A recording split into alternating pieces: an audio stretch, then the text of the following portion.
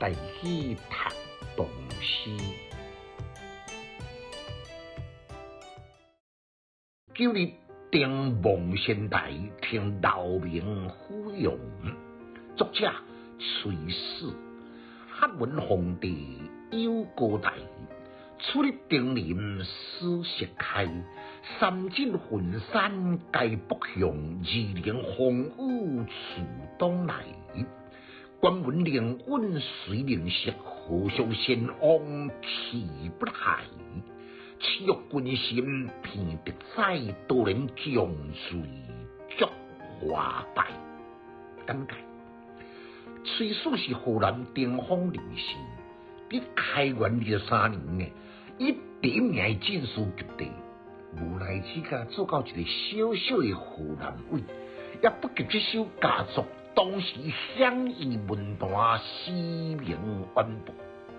诗第9日，就是9月初9的重阳节登高，情诗互伊好朋友老杨群了。这首诗上大特色呢，对笑点用过非常的丰富，阳光达人拢是典故，而且风力不绝，也可以当环环相扣，用事一体，将一首一般情绪诗呢写得个有声有色，超凡脱俗，足使意境飘逸，成为千百年来真侪人喜爱的名作。头一年呢，登上望仙台。望仙台是汉朝汉文帝年代所建的，看到曙光初现，神清气爽，心情开朗。三晋对指春秋晋国的领土，盖国甲山西河南一带，后来征被建国侵略的韩国、魏国、赵国来瓜分。感叹历史的变迁，按春秋建国到汉文帝来建筑望仙台，用三晋二陵来感叹浑山皆北向，风雨自东来，虚空有情，世事无常。这年呢，我在用早时罢手韩国馆的温煦，发现紫气上魂，猜测有圣灵东来，果然见到老师，还佫得到为流传的道德经。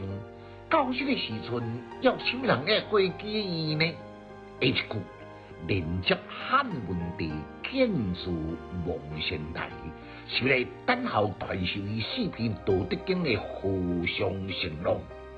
可惜仙踪渺渺，一去不回，都是由头前的铺垫。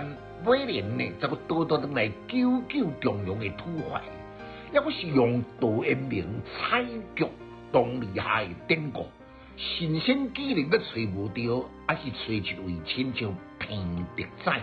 偏敌仔对杜延明的好朋友老杨，好好来开怀畅饮，比较实际宜人。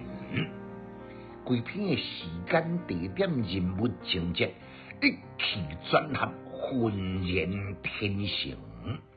读诗的囡仔袂学歹，有气质，够有文采。读诗快乐哦！